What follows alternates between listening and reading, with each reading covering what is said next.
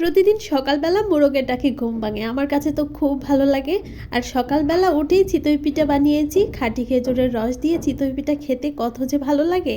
আর এদিকে হচ্ছে গতকালকে রাতের বেলা আমি চাউল ব্লেন্ড করে রেখেছিলাম, আর এটা হচ্ছে ভাত রান্না করে যে চাউলটা, সেটা ভাত রান্নার চাল দিয়ে খুব সুন্দর পিঠা হয়। আর চাউলটা খুব ভালো করে আমি ব্লেন্ড করে নিয়েছিলাম, তারপর লবণ দিয়ে খুব ভালোভাবে মিক্সড করে নিচ্ছি। আর হালকা কুসুম গরম পানি দিয়েছিলাম, হালকা কুসুম গরম পানি দিয়ে আমি পিঠার ব্যাটারটা তৈরি করে নিয়েছিলাম। পিঠার ছাঁচের মধ্যে তেল ব্রাশ করে হাই হিটে গরম করে নিয়েছি, তারপর যে ব্যাটারটা আমি গুলে রেখেছিলাম সেটা দিয়ে দিয়েছি অল্প অল্প করে।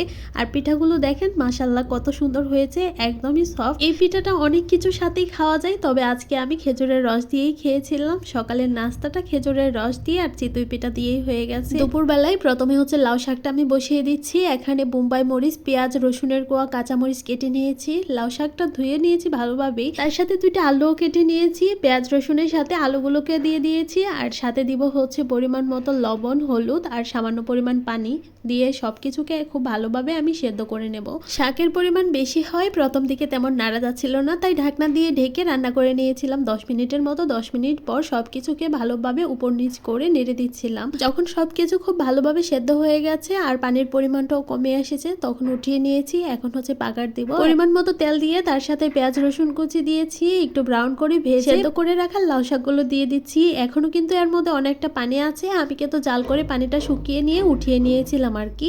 আর গ্যাস শেষ হয়ে গেছে, তাই একই চুলায় রান্না করতে হচ্ছে। আজকে রান্না করতে কিন্তু অনেকটা দেরি হয়ে গিয়েছিল। এখন হচ্ছে মাছ ভুনা করব। মাছটা কিন্তু আমি ভেজে নিয়েছি, তার সাথে মাছের যে তেল ছিল সেটাও আজকে বাগানের মধ্যে দিয়ে দিয়েছি। পেঁয়াজটাকে সুন্দর করে ভেজে এর সাথে মশলাগুলো অ্যাড করে দিচ্ছি।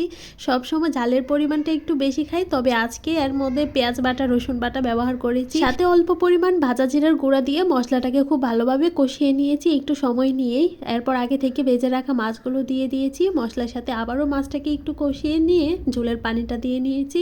তারপর হচ্ছে শেষের দিকে ধনিয়া পাতা দিয়ে উঠিয়ে নিয়েছিলাম।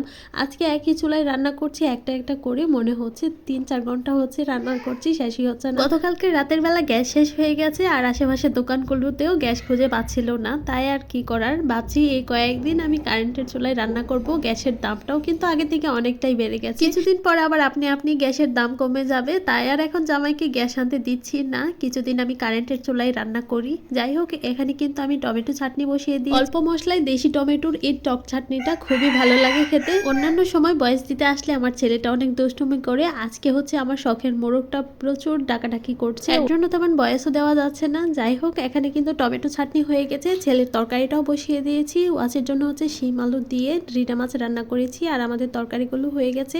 আজকের ভিডিওটি এখানেই শেষ করছি। আল্লাহ হাফেজ সবাইকে।